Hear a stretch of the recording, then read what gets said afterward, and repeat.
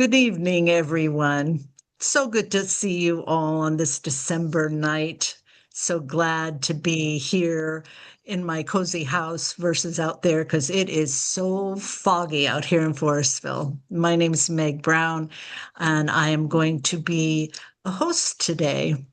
Um, we are missing Brandon, but he would say, I think you all know where the restroom is down the hall. He always had that little thing to say. So, well, it's December and I know everybody is busy and I'm sure we have some wonderful stories. So why don't we just go ahead and get started? And the first teller that we've got on our list is Vina. Vina has told us stories from time to time, and we're really happy that tonight she's going to share her latest one with us. Well, I'm going to start with a thank you to you, Vicky, and Katie for office hours because I had this kind of unformed story, and it was wonderful to tell the story to you two gals and get some pointers on how to tell it. I thoroughly recommend office hours if anybody else is thinking about telling who's not completely conversant in telling, which is me. So the porch floorboards were getting really hard.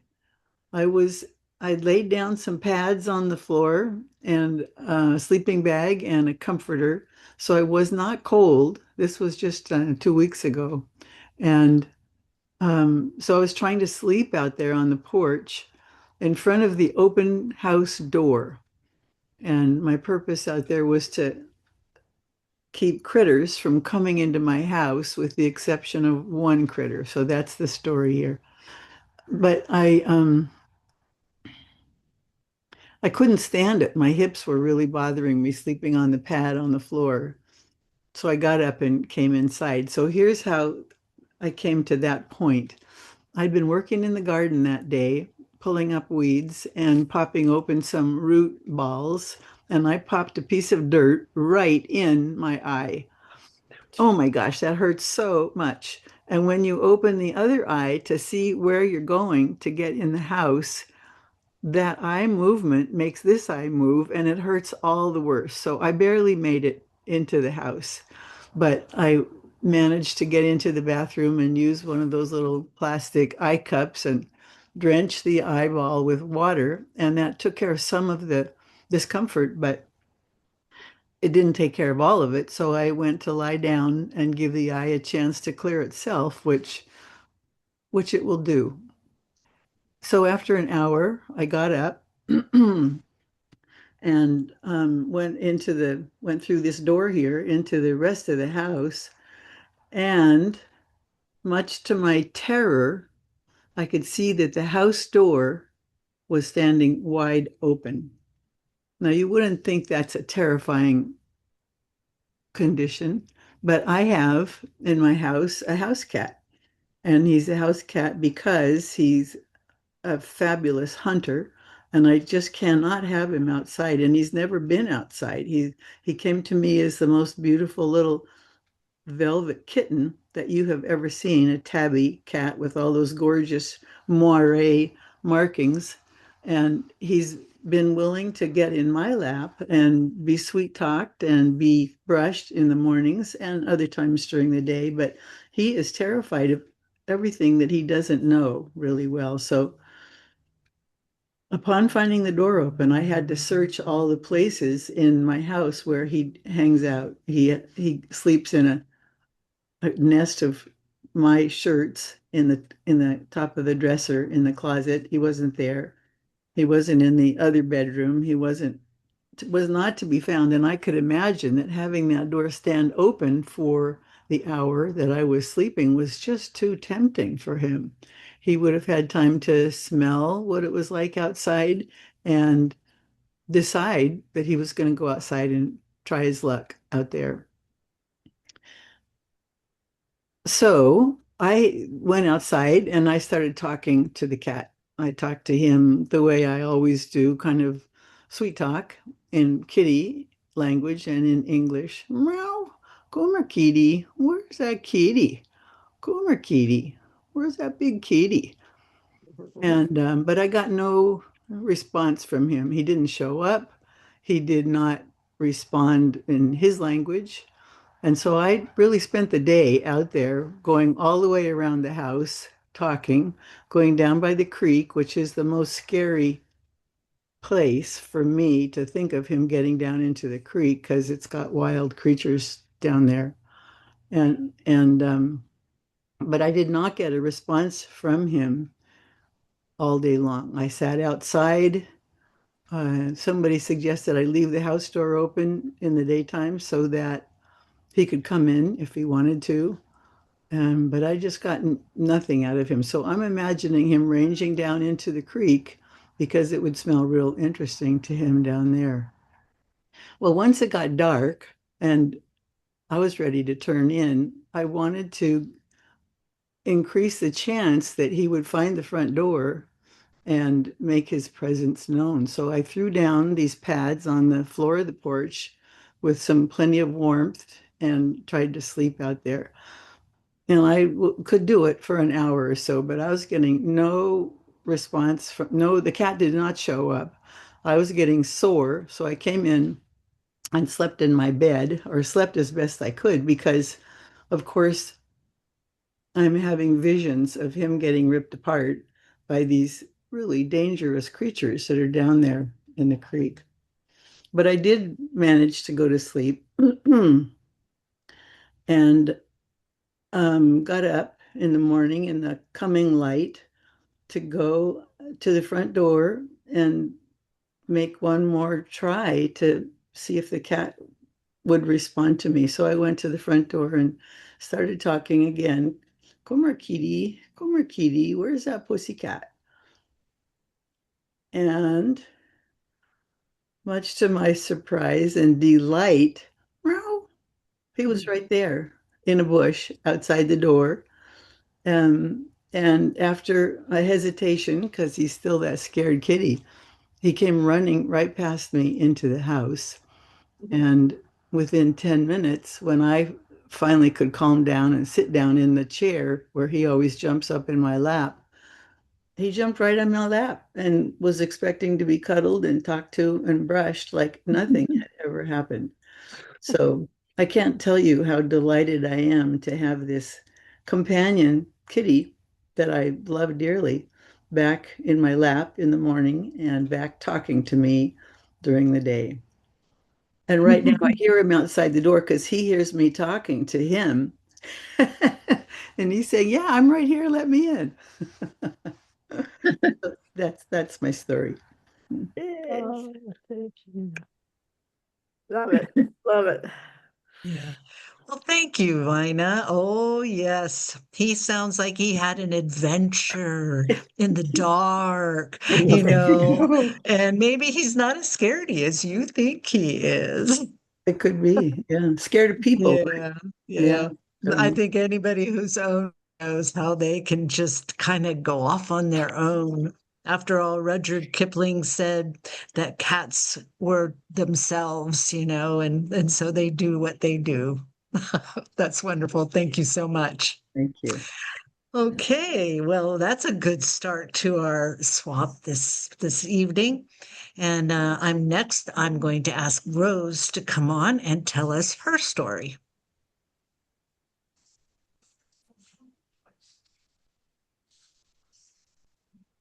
I want to share a story with you called The Christmas Tapestry.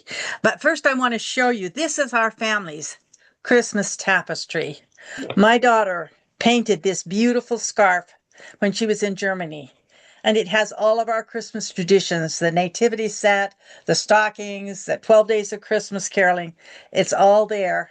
And she painted this lovely, lovely scarf that is our Christmas tradition, the Christmas tapestry, and it's in a book by Patricia Palico. Palico? Anyway, there's a picture book. And when I get through, I will show you the book.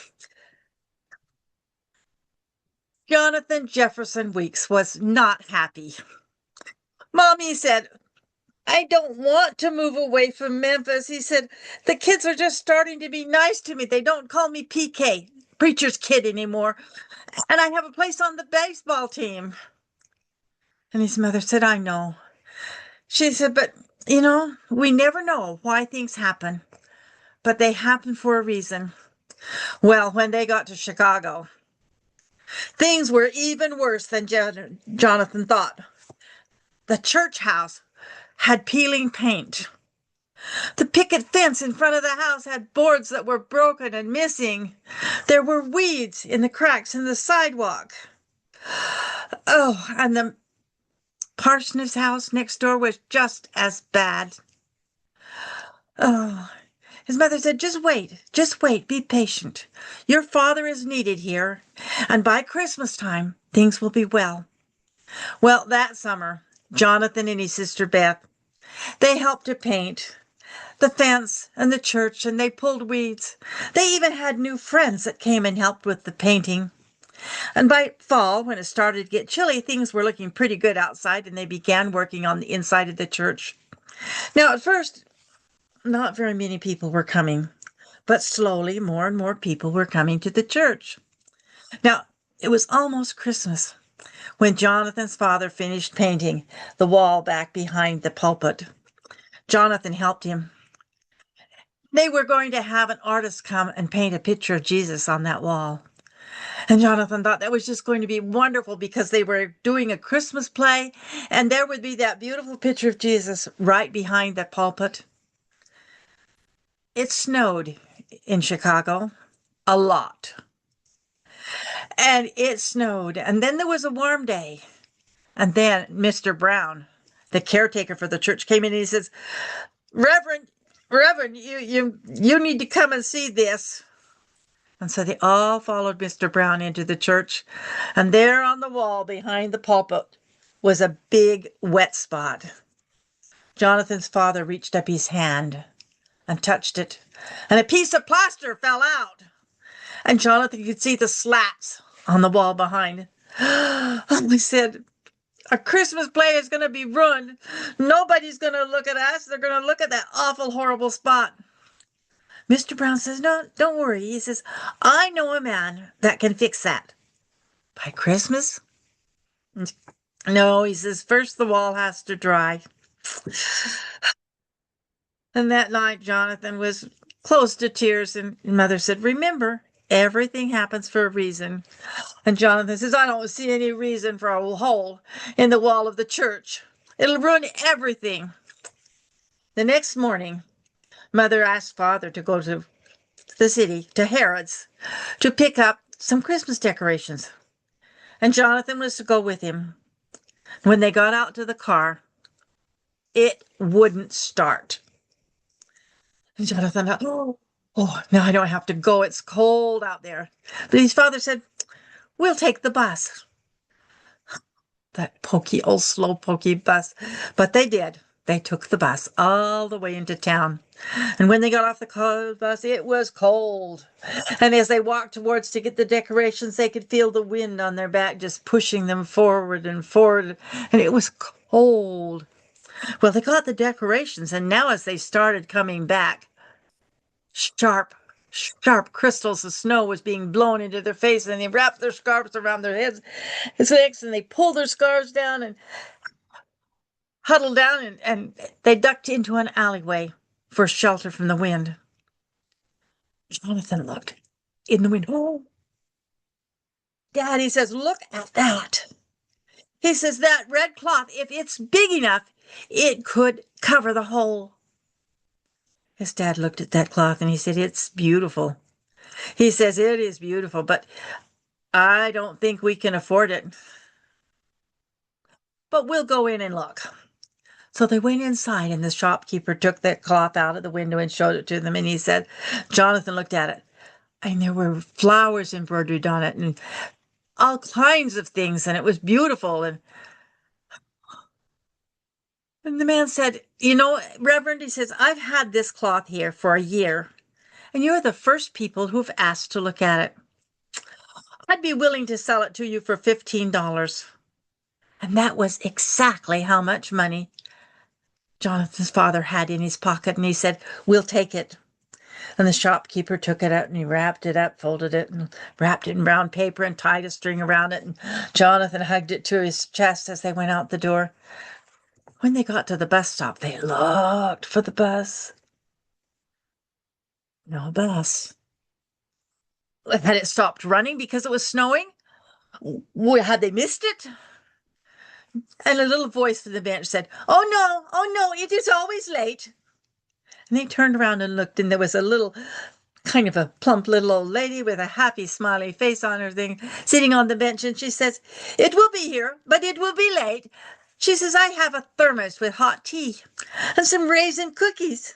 Would you care to share them with us?" "We'd be honored," said Jonathan's father. And they sat down and they ate raisin cookies and shared the tea. And the bus did come. And the father said, "How far do you have to go?" "Well," she said, "first I take bus 53. That's this one. And then I transfer another time. And then I transfer another time. And then I am home." And Jonathan's father said, "If you'd care to get off with us," he says, "our car will be charged up by then, and we'll take you home." "Oh, I will be happy to accept," she said, "happy to accept." And so they got off the bus and they went in the house, and Jonathan's mother made hot chocolate and got out some cookies and they ate. And Jonathan said, Could we go see if this cloth will cover the hole before we go?" So they went into the church, and Jonathan's father hung the cloth up, and it covered that hole perfectly. It was beautiful. They turned around and looked at this little lady. "Oh," she said, I made a cloth just like that one in Germany." She said, "It was my chapa, my canopy for my wedding. It was the coverlet for our bed." She said, "And I made that." And she walked over and she turned back the corner of the cover, and there were initials on the corner. She says, those are my initials. This is my coverlet." She said, "But," she says, "the Nazis came. And they took my husband and they put him on one boxcar and they put me on another boxcar. And I never saw him again, never could find him again." And she held out her arm, and there on her arm were blue numbers tattooed into her arm. And she says, "He is gone, and I never saw him again." Well, they took her home. And it was the morning of Christmas Eve when they were practicing the play. And Mr. Brown came in and he said, "This is Mr. Zucker. He will fix the hole in the wall." And they pulled back the tapestry. And Mr. Zucker looked at it and he said, "Oh, yeah, I can do this. I can fix it. First, you let the wall dry, and I will fix it, and it will be as good as new." And they let the tapestry fall back, and that looks like the one that my wife made in Germany. And Jonathan said, "And did she sew her initials in the corner?" And he turned back the corner of the tapestry, and there were the initials. And "Yeah," he said, "that is my wife's initials, Hannah Ruth Zucker. And she's gone. I never could find her after the war was over." And Jonathan said, "No, he's not. We know where she is. She's alive." And they bundled into the car, the whole family, and they drove with their precious cargo as fast as they could go. And they stopped inside in front of the big brick building with 3 stories high. And Mr. Zucker got out and he walked up 1, 2, 3 flights of stairs and paused on the door. And he knocked on the door, and the door opened, and she was puzzled. "My Herman," she said, "my Herman." And they hugged each other, and it was the cry of joy. And Jonathan's father said, "Would you like to come back to our celebration?" "Oh, no, no, no," he said. "We have our own celebration. We have our lights, but thank you." And that night, as Jonathan was in bed and talking to his mother, he said, "The play was perfect. The tapestry is beautiful. And now," he says, "now I know why we had to leave Memphis and why the wall was wet and fell out, and why the car wouldn't start, and we had to ride the bus and found the tapestry. And everything happened for a reason, and it is good. And that is the story of the Christmas tapestry.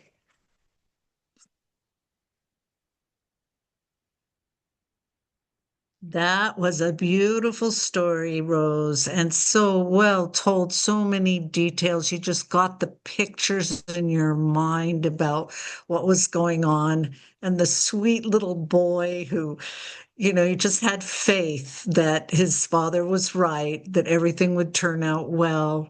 It's such a beautiful story. And, you know, Christmas tapestry. Lovely. That's great. Good It's to a know picture book. about that Yeah. story. Yeah. So, And yeah. so many, I always think of Christmas as kind of a time of enhanced miracles.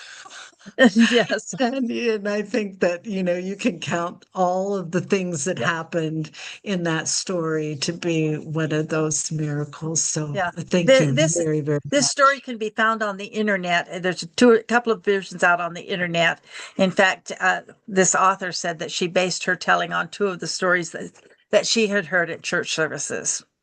So, Wow, that was just lovely. Really, really heart touching. So perfect yeah. for the Thank season. you. Thank you so much. Thank you. Okay, wow. We've got two good stories under our belts. And now we are going to call Laura up to tell her story. Laura, go ahead. Okay. Hi. It's great to see everybody. My story takes place in Chicago too. That's where I grew up, and it's from my childhood. When I was thinking about telling a story, I didn't think I had a personal story to tell. I told a personal story last year, and I thought, well, that's the only one, related to Christmas that I have. And then that was last week, and then the ideas started coming to me, and I got this story. So, when I was small, the idea of writing a letter to Santa Claus, or even whispering with my sisters what we might want for Christmas, was like a foreign concept. But it didn't really matter because there was so much else about the season to enjoy. The first thing was that we had 2 weeks off from school, 2 whole weeks. That alone was a godsend. And then, since we were unaware at the time of how irritating it can be for people who don't celebrate Christmas to have all this hoopla and things going on, all the trappings of Christmas around him. I knew nothing about that. I just was thoroughly enthralled with hearing carols everywhere. They were in our school assemblies, on the sidewalk. There were the Salvation Army people ringing bells and singing songs of joy. In the department stores, on all the floors, the carols were coming and coming, and radio and TV. And I loved them then, and I love them now, especially the ones that have the timeless ancient melodies. And so that was one fabulous thing. And then there were the Christmas cards. Every year, our stepmother would pull out her old manual Underwood typewriter and a crumpled list of names and addresses. And she would sign cards, type envelopes, and my sisters and I would stuff them and lick them closed.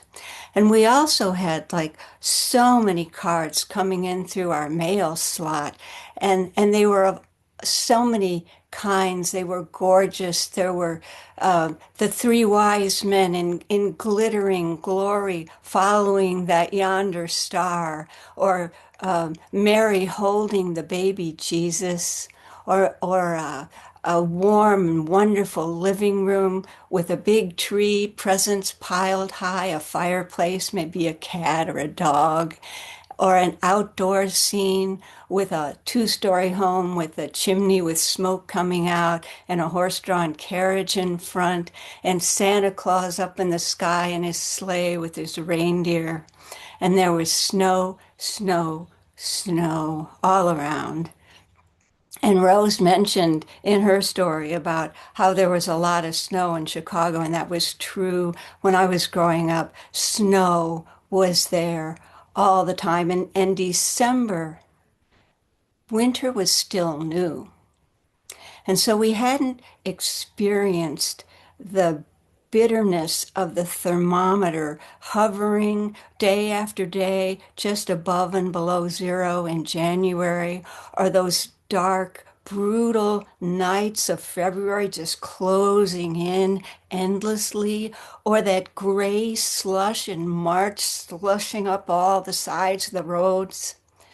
In December, winter was glowing with love. And then there was also the smell of cookies baking and little presents going back and forth with the neighbors. Everybody had a specialty.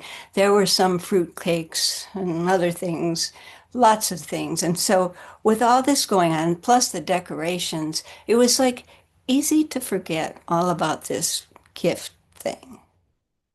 Now, which isn't to say that my sisters and I didn't receive any presents, because we did.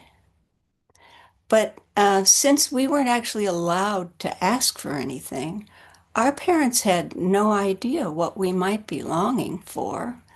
So we would typically get three of the same thing, like maybe headbands, only in different colors so we could tell them apart. Nothing really memorable. But there was one gift that was so shocking to me, I could never forget it. Like one Christmas, I got this bride doll. It was huge. I was 7 years old and standing, it came up almost to my shoulder. All white, white dress, white veil, silver tiara, white shoes. And my sisters and I just gaped at this thing because long ago, when our stepmother was watching us, not long after our mother's death, we were 3, 4, and 5, and we were playing with dolls. And our dolls were not dressed because we, the doctors, were examining them. Now, this is perfectly ordinary preschool play. And it was particularly ordinary for us because our mother's father, our grandpa O'Neill, was a real doctor.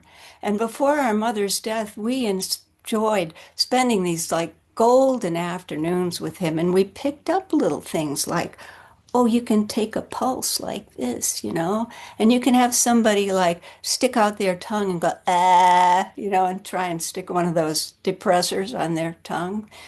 And so we were just normal children doing what normal children do, but our stepmother happened upon us and she was outraged. She flipped out. "You're monsters," she said. And she snatched our toys and told us we could never play with dolls again. And so we didn't. But then, like 4 years later, here's this gigantic thing. I didn't know what to do with it, largely because of the ban on dolls, but also because our father was totally against imaginary play. No stories, no shenanigans, nothing but, reality. So that doll just sat on the piano for the duration of our vacation. And then I dragged it down the hall and stuffed it into the closet. Didn't think much about it. By the time Christmas rolled around the next year, it had disappeared. I never asked where it went. And when my sisters and I came out to the living room, we weren't really expecting much.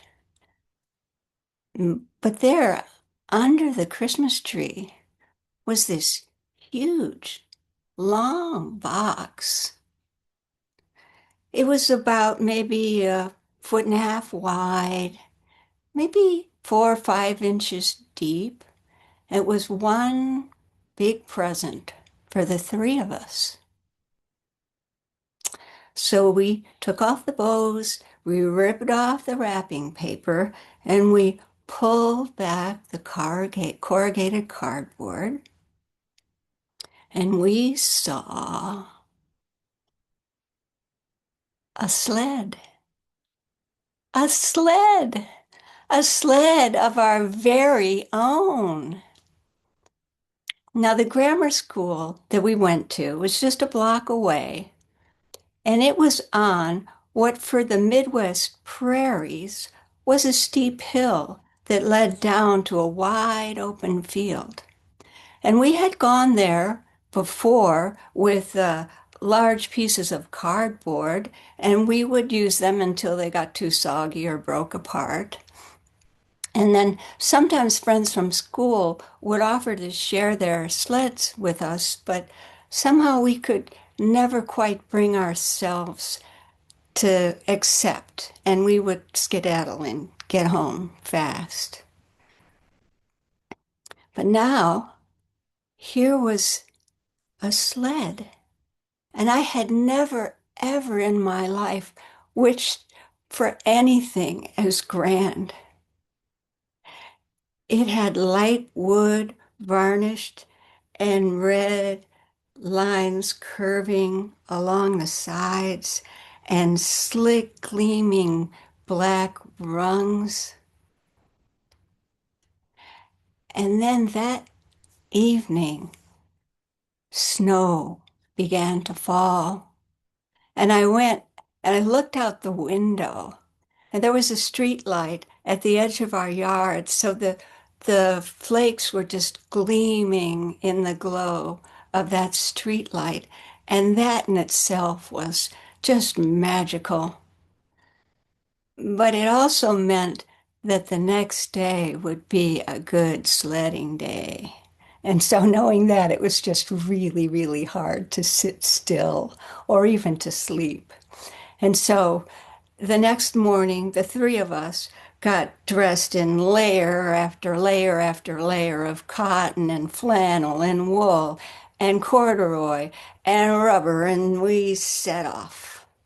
And we tried going down all three of us together, but the last one who squeezed on, which was me, I shortly bounced off the rear end of the sled. And so we realized we couldn't do it three together. So we would take turns going down singly on our tummies or two at a time sitting up.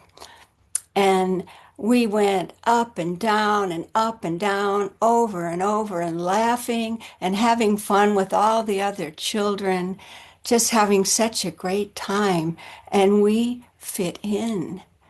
We fit in. And at the end of that day, we came home and we were soaked through and through, but we were so glowing from inside, warm through and through. Now, we were young. There was no internet, no social media. It would be years before I even held a transistor radio in my hand. So we only got glimpses of how other families lived their lives. But not wanting anything was our normal, and I didn't feel deprived. And that was the best Christmas I had in my childhood.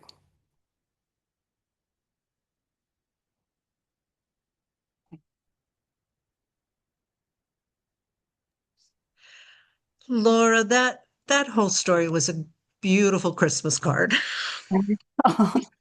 It really was. I'm so interested that now we've had stories about snow in Chicago, and I actually lived in Chicago for 13 years.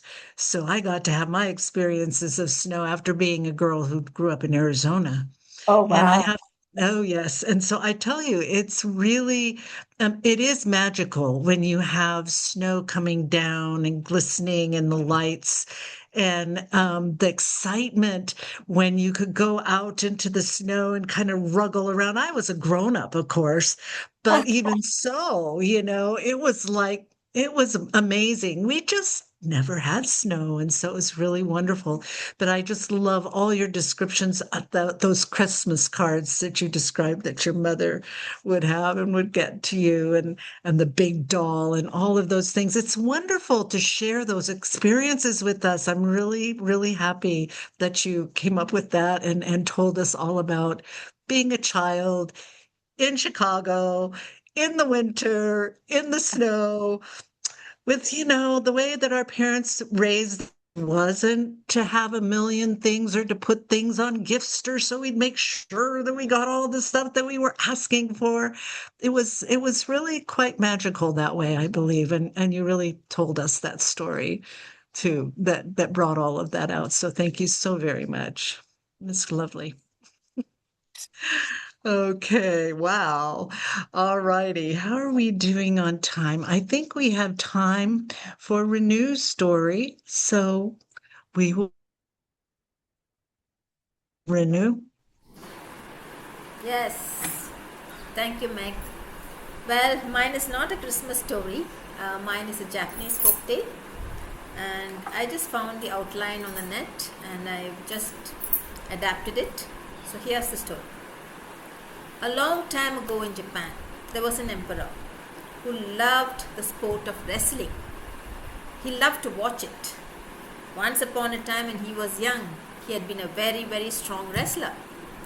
But now all he wanted to do was watch other people wrestle and defeat one another. He was not a very kind emperor. So every year, once, there would be a wrestling championship. He would sit up high on his balcony, and down below was a huge arena where young men from all over Japan would come, and each one would fight the other, and finally, at the end of it, one of them would be chosen as the winner, and he would get a bag of gold coins. Now all the young men in Japan were interested in winning that gold, because you see, the emperor was not a very kind or generous man. Most of the people were poor, and they wanted to win that bag of gold coins desperately. But the worst part was that the emperor enjoyed the game if there were many of them who got injured, or even happier if one of them happened to die. So the men had to really, really practice and wrestle really hard if they wanted to win that bag of gold coins. There was a young man called Yamagata who lived in a distant island. He too heard about this wrestling championship. He too was poor, and he hated to see his mother suffer. He wanted to go and participate. So off he went. He walked and walked and walked many a day and many a night. And when he finally reached the arena, he discovered that the championship was over, and he had to wait for another 6 months before the next one would happen. He wondered what he could do. He knew no one. Where would he stay? What would he eat? There was a mountain close by. He decided to climb up that mountain and see what he could do there. So he started climbing. And as he climbed, he saw that just ahead of him was a young girl. She was carrying a pot of water, holding it just with one hand, and the other was swinging around. He decided to play a trick on her. He started walking really quietly, closer and closer, and he put out his hand to tickle her, when all of a sudden her arm came down and clamped his hand tight to her body. He tried and tried and tried to pull his hand away, but it wouldn't budge. She seemed to be really strong. But when he had looked at her, he had thought that she was very thin, and she didn't look like the type who would be strong. Let me go, he shouted. But there was no sound, nothing at all from her. She continued to climb, and soon they reached a level place. There was a nice little house there, and coming out of that house was an old woman. She was carrying this huge oven. It looked really heavy, But she was carrying it like, it was nothing much. She came and set it down, and then she said, "Oh, Hiroko, you brought a visitor?" Hiroko said, "Oh, this man, he was trying to act funny with me and I brought him here." She had finally let go of Yamagata. Yamagata looked at both of them, and then he looked up. Coming down from the mountain further up was another woman, even older, and she was carrying a cow in her arms. "Oh, Grandma, why are you carrying that cow?" asked Hiroko. "Well, she couldn't walk, she's hurt her leg, so I decided to bring her down. But the way that old woman was carrying the cow was like it was just a small puppy." She came down and set the cow down. Now Yamagata was really, really curious. How did these women become so strong? And none of them were big or muscular. Before he could ask any questions, Hiroko smiled at him and said, "Well, you are a visitor. Why don't you sit down and have a cup of tea with us?" "Ma, Grandma, shall we entertain this man?" "Yes, yes," they said. And they sat down to have a cup of tea together. And then, as Yamagata watched, they started to wrestle, the three of them. They threw each other up, but each time they caught and then set them down. It was so beautiful to watch. Yamagata was astounded. How did they manage to do that? Then he said to them, "Please, please, please, teach me how to wrestle. Please, I've come to wrestle so that I can win that bag of gold coins. Please." And why haven't you all gone? I'm sure you would have won the bag of gold coins. "We are not interested in that. We are happy with what we have," they said. "We will teach you on one condition. You are not to tell anyone who taught you." "Yes, yes, I promise. And so for the next few days, Yamagata continued to stay with them. And they taught him everything they knew about wrestling. They told him, wrestling can be a very nice game, provided you're kind to the person you're wrestling with. You should defeat them not with blows or throwing them on the ground, but by just showing that you are the stronger one. And so they taught him every little thing. Now he too could wrestle, he could push and he could carry things much, much heavier than him. Finally the day came when he had to go down that mountain again back to the arena. He went down and down and down, and when he reached the arena, he found that the whole place was crowded. The people had come to watch, the young men who had come to wrestle, and soon the game started. And what really shocked Yamagata, and what he didn't like at all, was that the wrestling was such a furious and tough and very nasty, violent match. Every time two men start to wrestle, either one of them would get killed or one of them would be so injured couldn't even stand up. And so it went on, and Yamagata was so angry. He didn't want this to happen, but he had come to wrestle. Finally it was his turn. There were two more young men standing. One of them came up. Yamagata wrestled with him, but to everyone's surprise, he defeated the man without hurting a hair on his head. The other young man came forward, and the same thing happened. Everybody was shocked, and the emperor was not happy at all. He said, "Who's this?" Everybody shouted, "He has won it, give him the bag of gold coins, And Yamagata waited. "I don't think he deserves it. He has not fought fairly. He should have defeated them by throwing them on the ground." Yamagata said, "Well, I have wrestled and I have won. I want the bag of gold coins." Wait, young man, you haven't wrestled with me yet." Everybody was shocked. What? The emperor was prepared to come and wrestle? And sure enough, the emperor came down. He threw off his robes and got into his wrestling clothes and said, "Come on, fight with me." Yamagata came forward, very confident, and the match started. He kept lifting up the emperor. Everybody thought he would throw him down to the ground and smash him to bits, but he didn't. The emperor was getting more and more agitated. Every time he tried to push Yamagata or throw him on the ground, it wasn't happening because he kept avoiding him. He knew all the tricks that the women had taught him. Finally, the emperor had to admit defeat. Okay, you're won," he said. "Well, where is my bag of gold coins?" Emperor handed it over to him. And Yamagata, surprisingly, didn't take it and leave.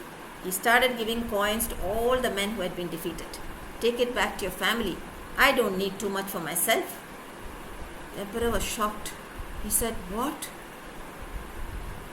"Listen, your majesty. You are the king. You are the ruler of this land. And you are so cruel. You want people to kill each other? Don't you have any heart within you? How can you do this to your people? Look at the number of men who are injured. How are they going to go back home? Have you even thought why people are coming here to wrestle? It's because they have no money at home. I came here too for that same purpose. But I didn't want to kill others. I didn't come here to hurt others. I came here just because I wanted the money." The emperor felt very bad. This was the first time somebody had spoken up. "I will change my ways," he said. "I will change my ways." "Keep your word, Emperor, keep your word." Yamaga turned away and started climbing up the mountain. Climbed up and up and up. And when he saw the three women, Yuko, Noriko, and Hiroko, he said, "This money belongs to you. You are the ones who taught me. And I am very, very grateful. Please take it." "No, no, no, no, no, no. We don't want money. We told you we don't want money. We are happy with what we have. Please take it back to your mother." I will take it back to my mother, but I would like to continue staying here with you." "Hiroko, I really like you. Will you agree to be my wife?" Hiroko looked at him. "Okay, on one condition. Yes, bring your mother here too." And that's the end of the story. Thank you. Okay, I love that one too. That's just such a great, would you call that a folk tale, Renew? Oh, Yeah, I I kind suppose of, it is. because it has that magic in it of and meeting the mysterious women who transform him not only, I think, and put that emperor in his place. Tell him, you can do a better job. And then, to go back and offer the women. And again, they were, I don't know if they were quite not magical themselves, to teach us something like that and to act that way. It was just wonderful, wonderful. Thank you, thank you. I think much of what I believe in, I think that comes out in my stories. I adapted in such a way. I don't know what the original story was like, but I believe that women are strong. This is actually a metaphor where women are really, really strong. Maybe they don't show it out, but inside they're very strong. And I also feel that there should be a lot of gentleness, kindness in stories, because that is what helps people to imbibe those qualities. And today, when children are just so distracted with gadgets, they don't have listening skills, they don't have compassion. So often when I travel by public transport, I find pregnant ladies, I find women with young children. Nobody gets up to give them a seat. I do. I have knee pain myself, but I feel bad to see them stand, so I immediately give my seat. Sometimes when I don't have a seat, I ask younger people, please get up and give the seat. I don't see that happening anymore. When I was growing up, it was there all the time. I feel that all of that kindness, the compassion has all disappeared. I feel really sad. So we need to hear more stories like that to remind us, Yes, I think so. I think so. of what it's like, to be a true human being and generous. Yeah, you As, can win wars with gentleness too. You don't have to necessarily yes, yes. It's the power of stories, I believe. Yeah. Well, Thank thank you you. so much, Renew. I love that. So it's about 10 till 8. Do we want to take our break now? Or do you want to hear? I'm actually on the docket for the next one, but we can. Can we take a break, Meg? And you could tell. Oh, can you hear me? You could tell Yes, I can. You can tell the prompt. You keep dropping out occasionally. I know. Love this internet out here in the boonies. I know. I just thought I'd let you know. Okay, that's why I asked if you could hear me. But yeah, so we could go for a break if you wanted to. Okay. Do we want to talk about? Shall we give them the prompt? Yes, Vicky, would you give them the prompt, please? Oh, the prompt is to come back and give us a couple of sentences that tell us what are your favorite gifts of the season. And it could be the winter season, it could be the holiday season, could be the season of your life. What are the gifts of this season that you're in? Hey, sounds good. All righty, guys, let's take I think we take, what, a 10-minute break and come back at 8 o'clock. How's that? Okay. Recording. Okay. All right. Well, welcome back, everyone. Nice chat. I have my cup of tea now, so I'm all set for the second half of our swap. And as we always do, we're going to have a round table kind of comments on a prompt. And our prompt today is of the season. And so Mary, so, you. Mary, could you repeat it again? Because you just dropped out the first part of the question. I'm so sorry, guys. Like I say, I'm out here in the boonies. I don't know. Okay. What are your your memories of the favorite gift of this season? Okay. So I'm going to start at the top with Vina again. And Vina, if you'll share with us. Well, I have the great good fortune to have a big family.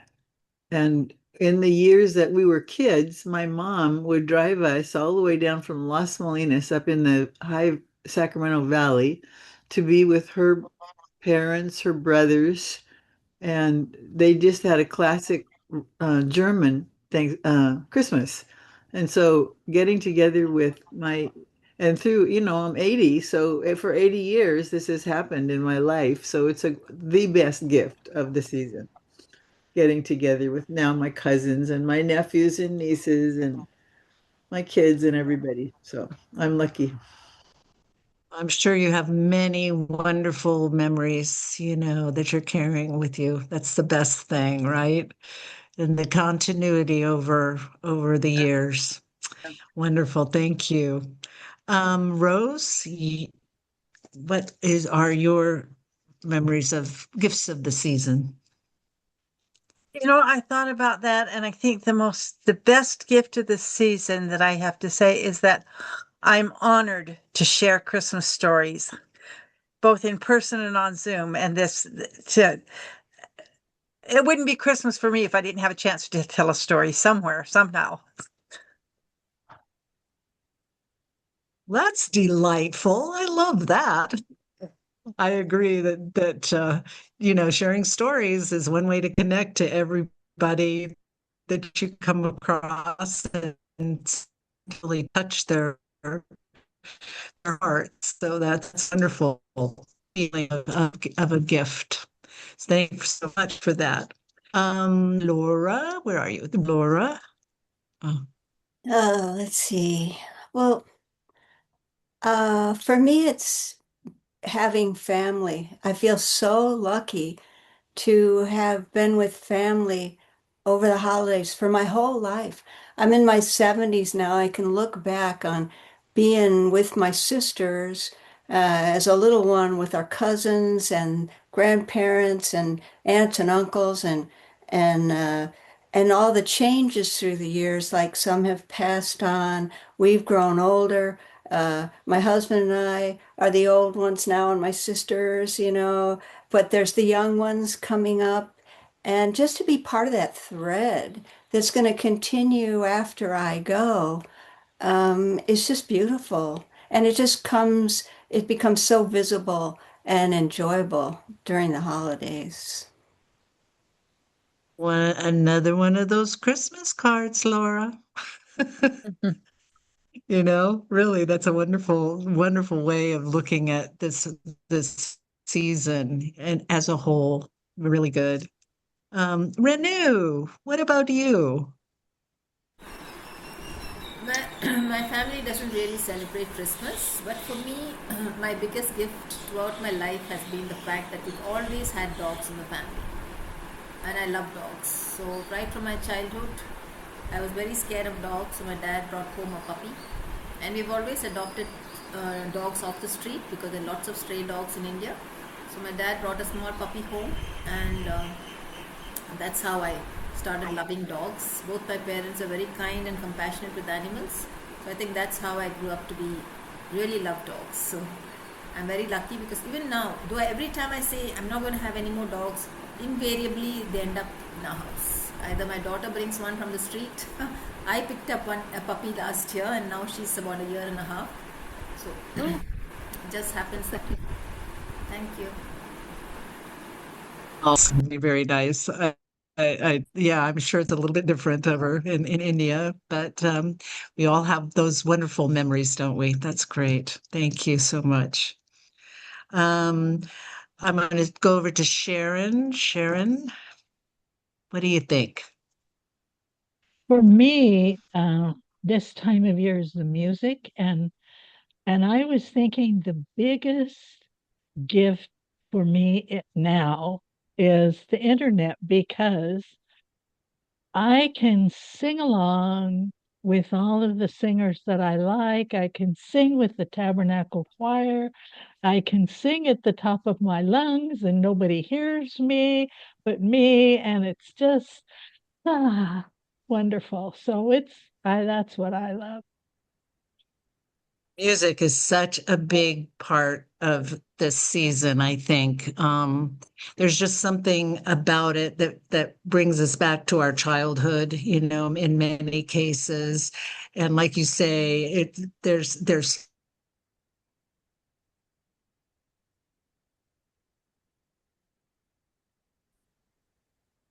of Handel's Messiah myself, which you sit through and just it just flows over me. And I try to find somebody to go with me every year because frankly, they're getting kind of spare right now. Mom used to always go with me, but now I just I tried corralling my family, but they kind of didn't want to do that over and over.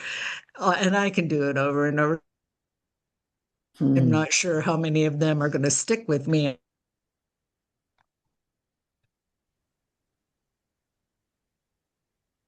to our attention.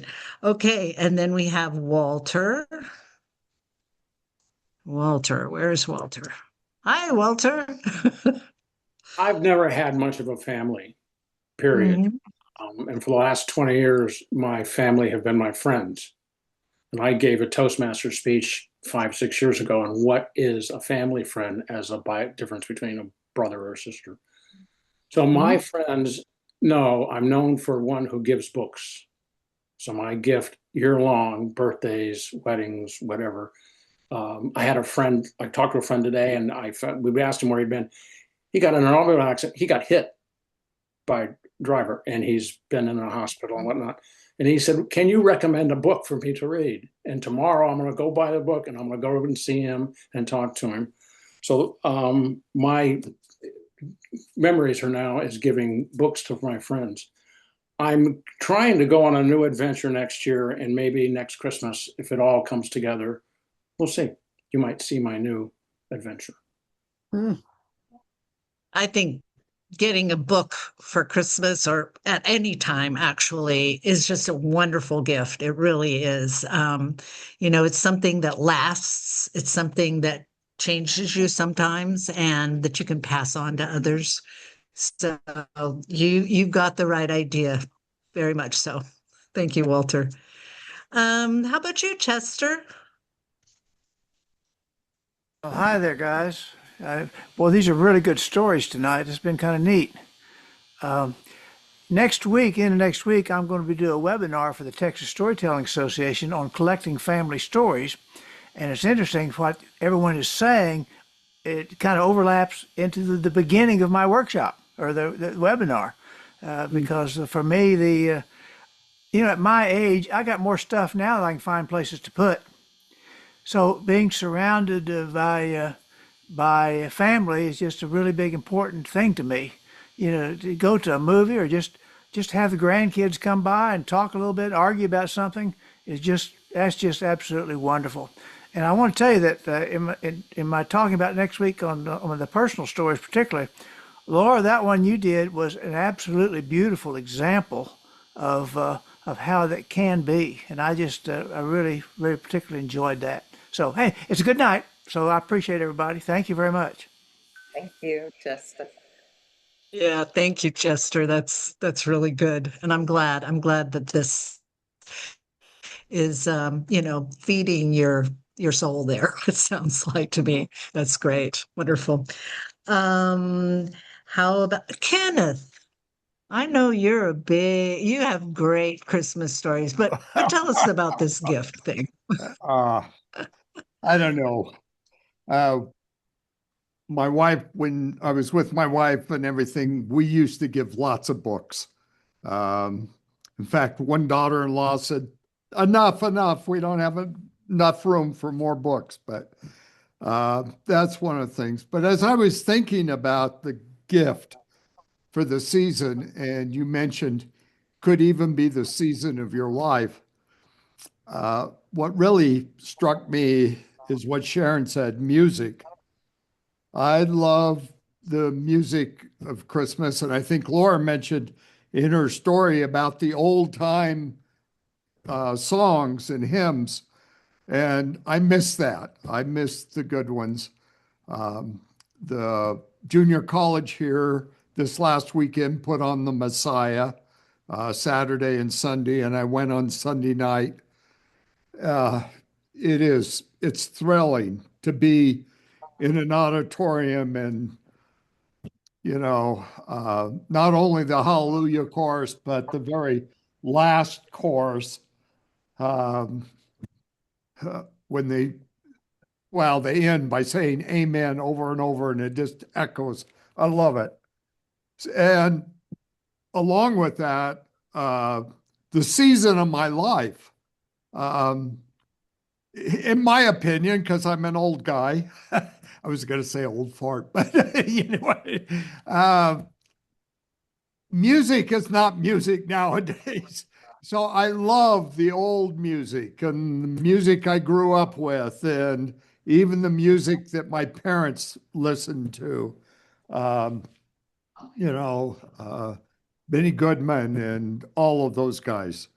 So music has become my companion most of the time in the shop when I'm sitting around my living room because I'm now by myself. And I wish my family was close enough to be with me, but they're all scattered across the globe. So that's my thing. The gift is music.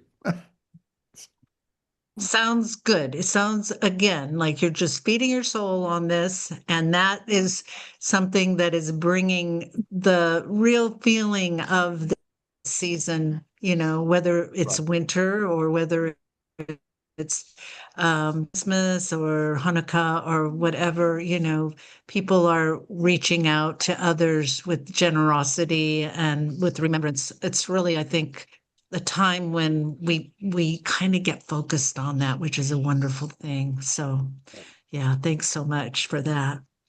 Um, Beth, I think you're on this little rotation I'm doing here. Greg. Well, amen. I agree. It's hard to add to that. I do love the colors, especially starting in the fall when the seasons change and there's that luxurious. This year was especially luxuriously reds and oranges here in our area for just exceptional color.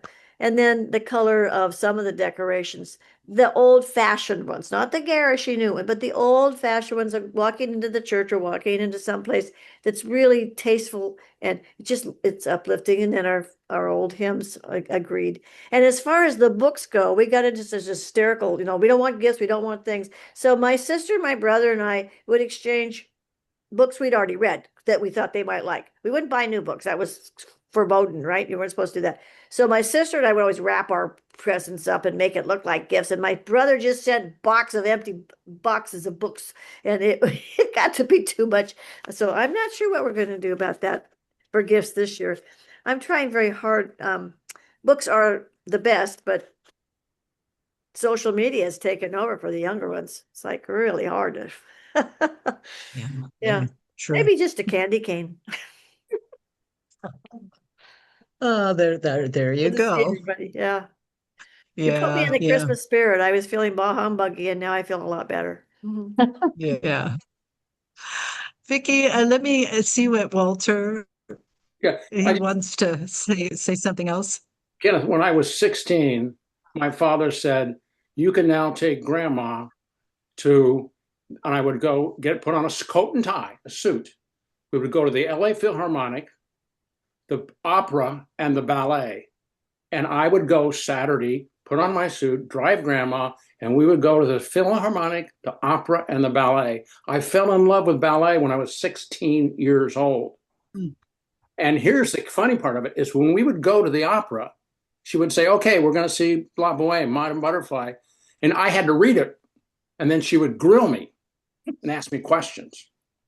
And then she would say, "Well, I was here." She used to travel a lot, traveled. And so I got an education on music 16, 17, and 18. And I missed that about that. When I was at Universal Studios, I met this lady in a meeting and she said, "I can never find a guy to go to the ballet with me." And she had season tickets for the Joffrey.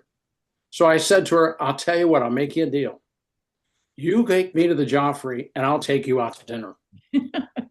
And she said, "Okay." And for 3 years, we would go to the Joffrey and we would go, she would buy the ticket. And I knew how much the tickets cost. So I would go and buy her a dinner that was equal to the tickets. Mhm. I mean, we wouldn't go to McDonald's, but we would go. And so I spent 3 years with her. That was 40 years ago. But so Wow. I have a deep love for that world of music. And when I was in Moscow, went to the Bolshoi in Moscow.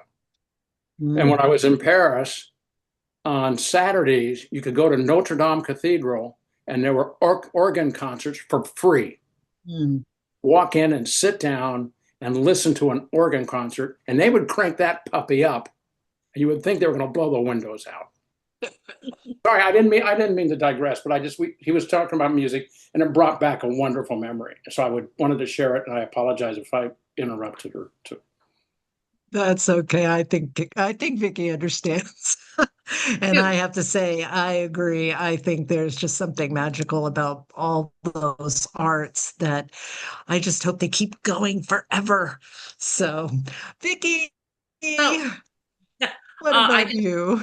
I just have to comment that on books, I actually for years have bought a book for myself, wrapped it up, and put it under the tree for me, the book I want.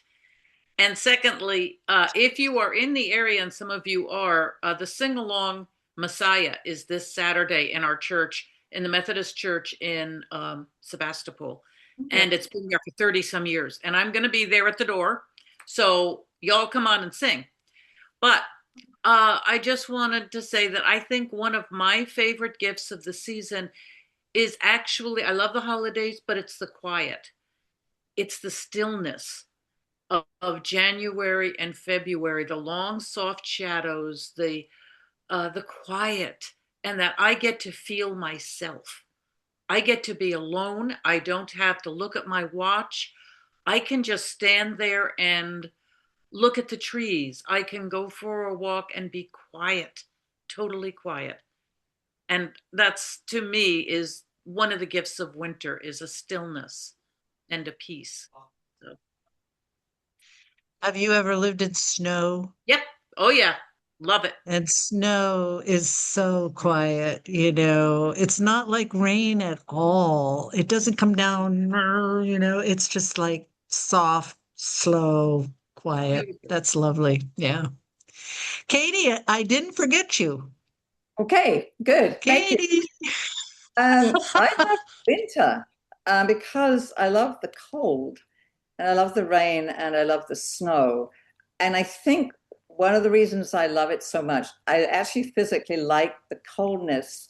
When I used to go horseback riding and we'd go, because it got dark in England so early, you couldn't be out for very long. But when you'd come back, of course, you'd be wet and cold. You had to look after the horse. You had to brush them down and feed them and all that. But then you could go inside and have a cup of tea. So I think it is the being out in the cold and then the coming back into the warmth. But when you're outside in the cold, it's really quiet. And I think this is where so much of the Eduardo stories, this is where they all began in my childhood, that I'm actually digging back into those memories. So this is one of my favorite times of year. Yeah, I love it. Yeah, yeah. Sounds beautiful. Riding horses in the snow. My goodness. Oh, Oh, that's a dream. very rarely in the snow in England, but in the rain. Oh, that's so funny because reading in the books and stories from the English, literature, I always think you guys have snow, Well, they but do maybe in not some so places. much. But the other thing too is you're riding a horse, and this is perhaps too much information, but the snow can ball up in their hooves and then they slip. So you have to follow somewhere. You have to make sure who you're riding with that their horse is actually kicking out the snow each time they move their. Oh, Yeah. well, Otherwise you'll slip and fall down. So there you go. as a girl from Arizona who rode horses, we had no snow. So I didn't know that. Very Right. good little tip there. Okay. Did I get everybody? I I think you've think got so. everybody who's You, here. you didn't tell you. Oh, me. Yeah. I actually like the lights. Oh my goodness. Well, and this year I haven't gotten it. As you can see, I'm still not been, put up the Christmas lights and everything yet because in my family it was a tradition not to do all that decorating during this what we call Advent season. We had to wait until Christmas because that's when it all happened. That was my mom. But I've decided this year, with all of this gloom that we've had, and for you guys who don't live in Sonoma County, I'll let you know we have had just fog, gloom, clouds. We're lucky, especially out here. I have definitely decided I'm going to be putting up my Christmas decorations early this year, probably next week. And because I just want the light on the neighborhoods and look and see all the lights. And some people just go nuts with it. And it's just to me brings a lot of cheer in the winter time. So that's one of the gifts that I think because I don't put up any lights. We're too far out in the boonies. So I appreciate everybody else. So thank you guys for sharing with us about, your memories and your thoughts about the season of winter and Christmas. And as I say, then there's the Hanukkah and other celebrations that people have. And I think that is just a wonderful thing and sharing what you I'm usually the person who has all the announcements, and I will confess, I don't have any announcements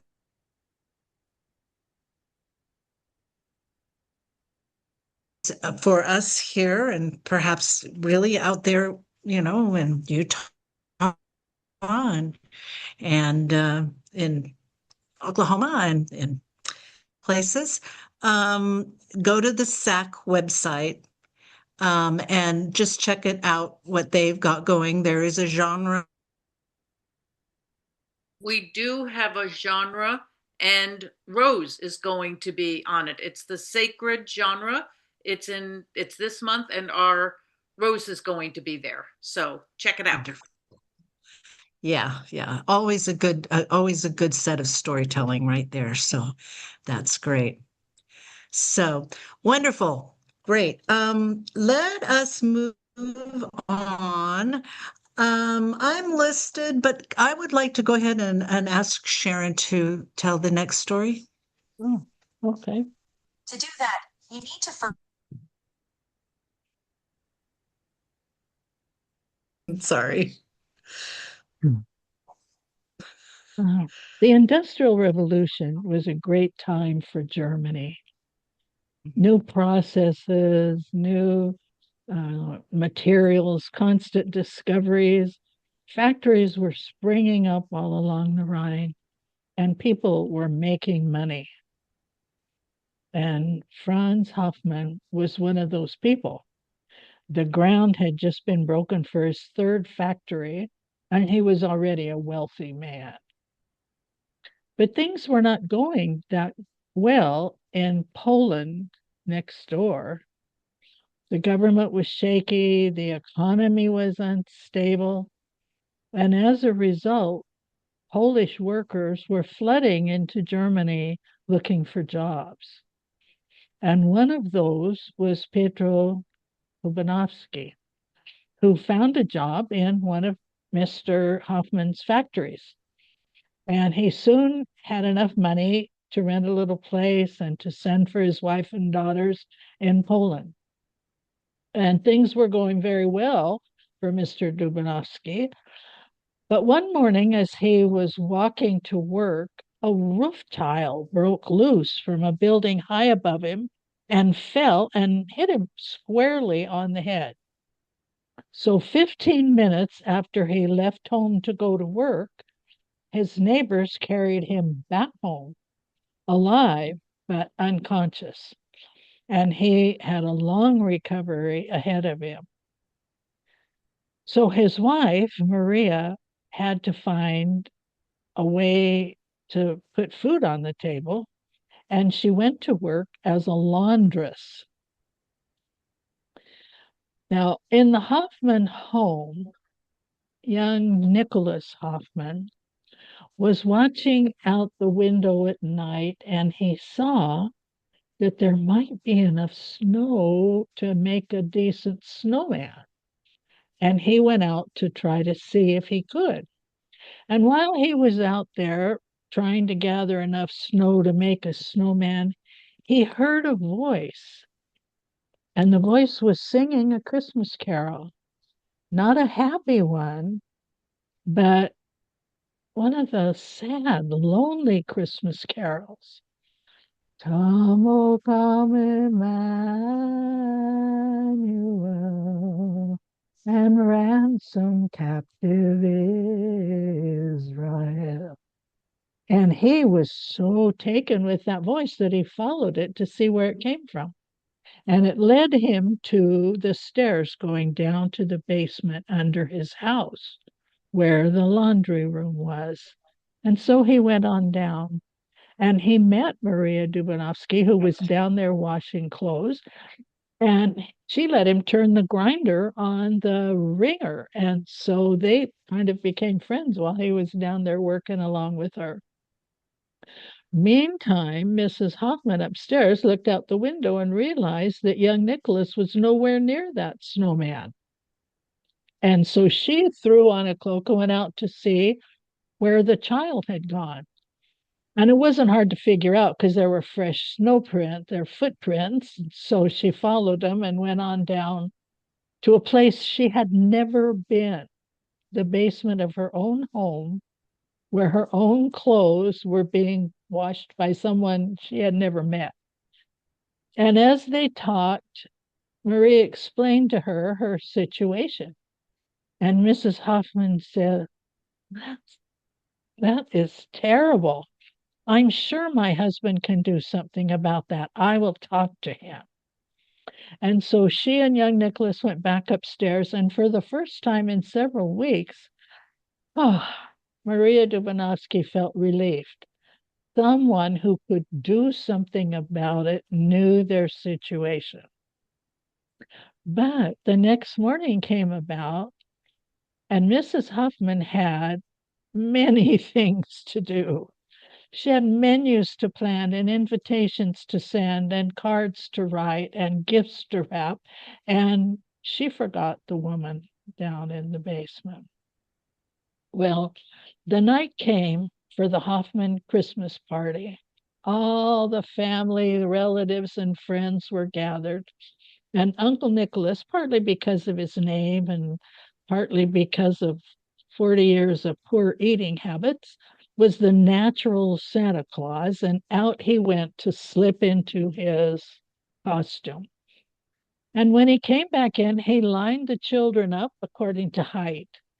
Each one was required to say a Bible verse and to give their Christmas wish. What did they want for Christmas? Well, when the turn came for young Nicholas, he said for his Christmas wish, I wish, St. Nicholas, that you would do something to help the Dubanovsky family. And St. Nicholas was surprised about that and asked him what happened. And then he said, you know, little Nicholas, you share my name. It's possible to me that you share some of my responsibilities as well. What are you going to do to help the Dubanovsky family? So young Nicholas ran out and came back in just a few minutes with his piggy bank. And he opened the bottom up, and out came all of his money, and he shook it out on the table, and he said, this will help a little bit. And the people who were in the room that saw that, the friends and family, started opening up their wallets and their purses and had a few dollars and put them in. And pretty soon, there was a pretty substantial little sum on that table. Later, after the children went to bed, the adults sat around talking, and Mr. Huffman said, young Nicholas had the right idea. Let's think of what we can really do to help people like the Dubanovskys. And as they sat around, that discussion went on far into the night. And as it did, the true spirit of Christmas settled over that German household. I love that. That's so good to hear about people, you know. I think it really is what the season is about.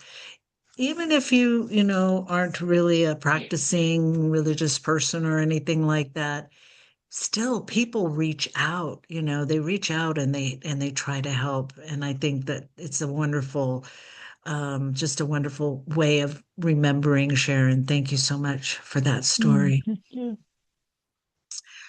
All right. I think Walter wants to be the last teller. And so I will jump in and I'm going to tell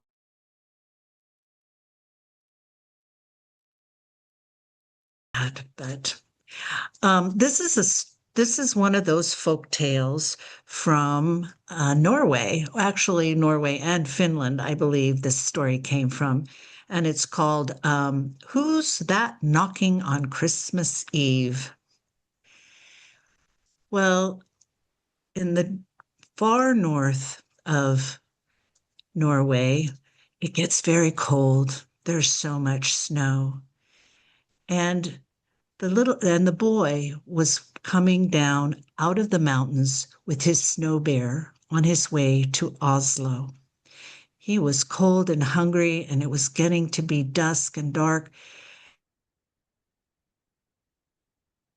Sitting in the field, and he could see that it was a cozy place, and the smoke was rising up from its chimney. And he thought, I'll go ask if they can give me shelter for the night. And so he went, and knockety knock, knock, knock, knock. He knocked on the door. Well, inside the cabin was a girl who lived there with her father, who was a hunter. She was by herself because her father had gone up to the ridge to chase away the trolls. Now, trolls had come the Christmas Eve before, and they had just wrecked the place and eaten all the good food. So the father had gone up there so that he could catch them and chase them away before they could come to the cabin.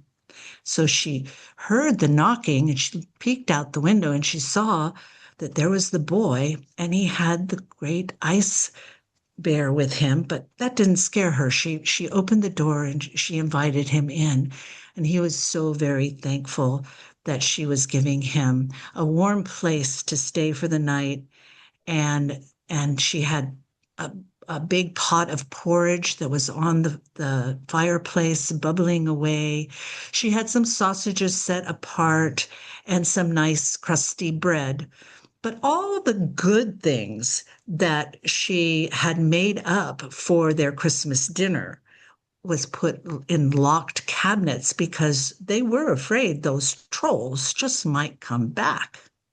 And they wanted them for the next day's Christmas meal.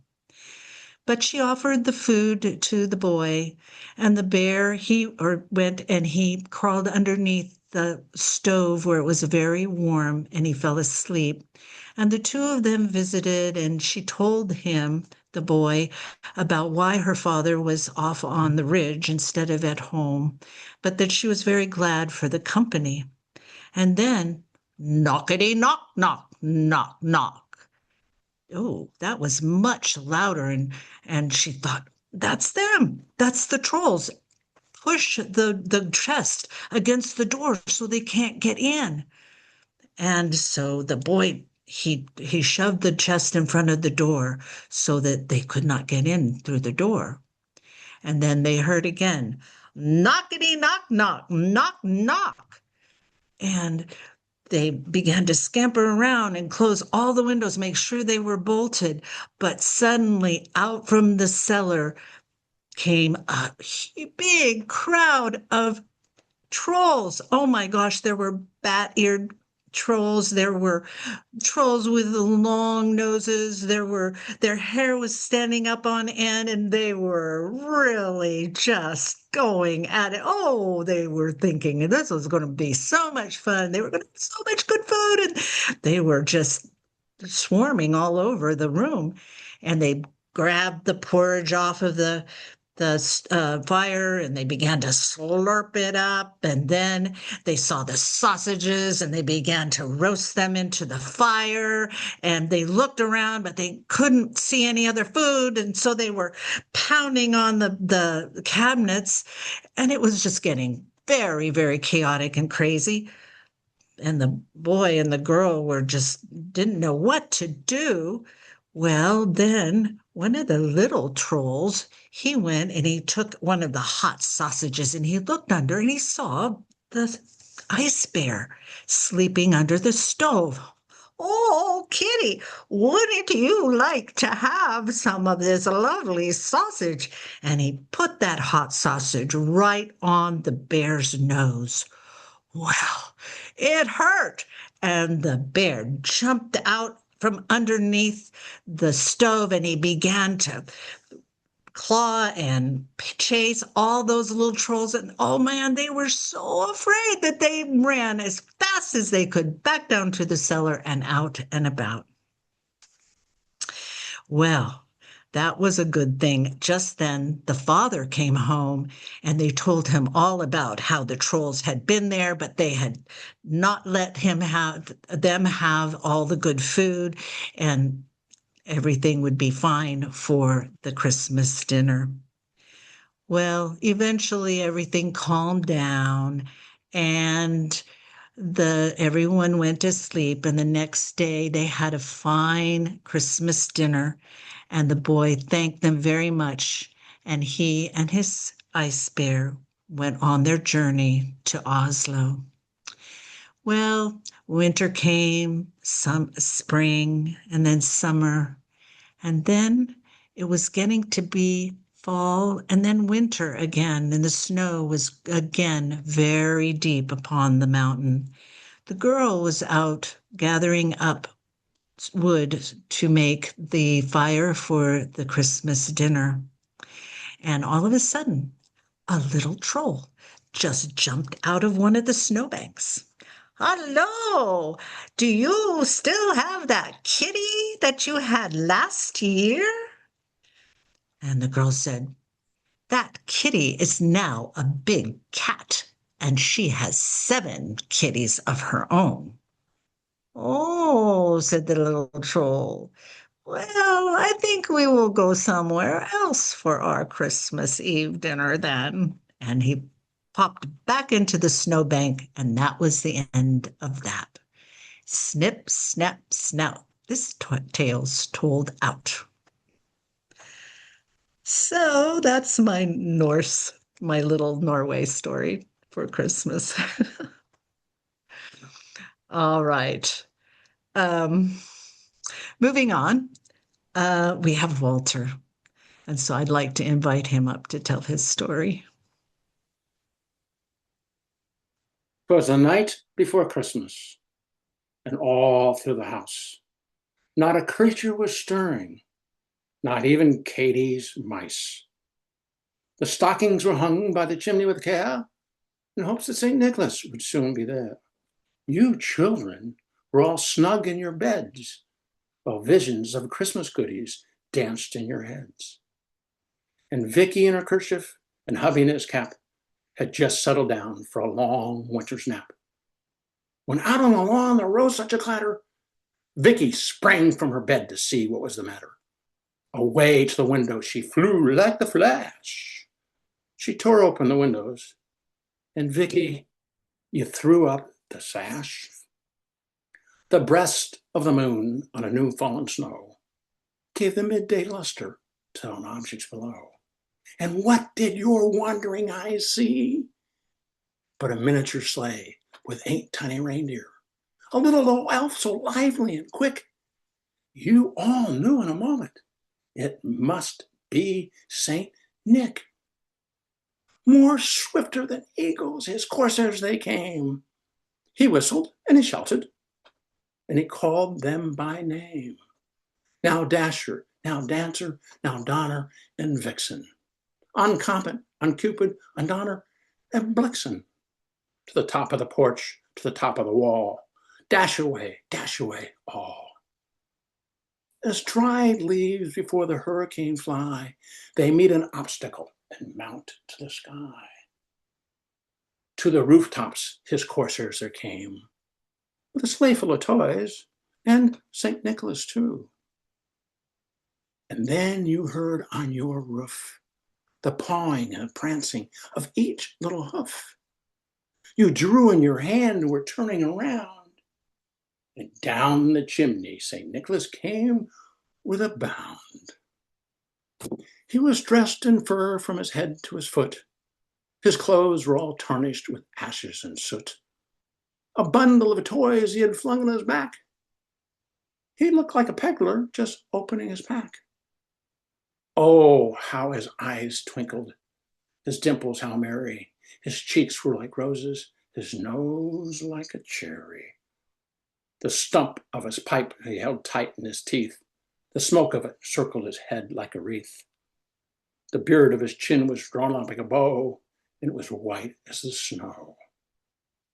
He was a jolly and right plump old elf, with a little round belly that shook when he laughed like a bowl full of jelly. He was a jolly old elf, and you all laughed when you saw him in spite of yourselves. With a wink of his eye and a nod of his head, soon gave you all you had nothing to dread. He spoke not a word and went straight to his work.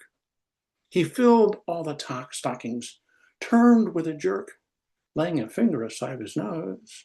Up the chimney he rose. He sprang to his sleigh, and to his team he gave a whistle. They all flew away like the dawn of a thistle.